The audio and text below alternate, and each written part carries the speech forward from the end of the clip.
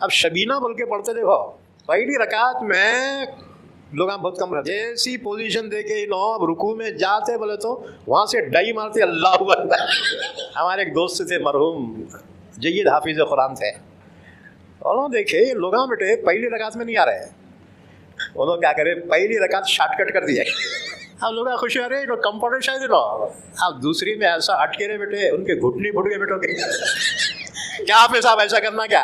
अस्सलाम वालेकुम रहमतुल्लाहि व बरकातुहू। मेरे प्यारे दोस्तों, क्या तरावी में 3 दिन में कुरान मजीद मुकम्मल किया जा सकता है? क्या हमको इसका मसला मालूम है? इसी से मुताल्लिक़ हज़रत ने बड़े मज़ाही अंदाज में बहुत कीमती बातें बतलाई है।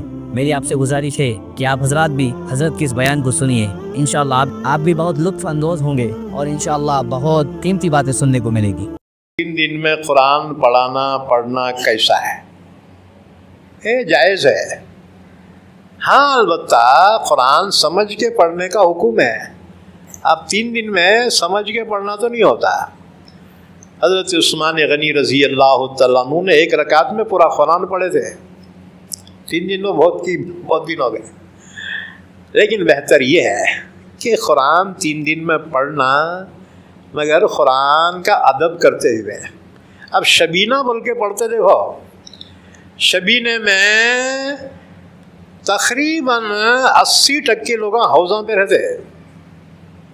और जी पहली रकात में लोग बहुत कम रहते हैं, जैसी पोजीशन देके नो अब रुकू में जाते बोले तो वहाँ से डाई मारते अल्लाह अकबर।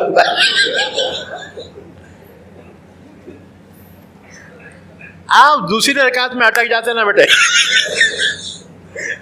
हमारे एक दोस्त थे मरहूम जय्यद हाफिज कुरान थे, उन्होंने देखे लोग बेटे पहली रकात में नहीं आ रहे, उन्होंने क्या करे पहली रकात शॉर्टकट कर दिया।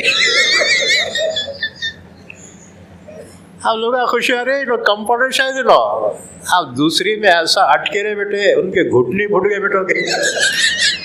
क्या हाफिज साहब ऐसा करना क्या?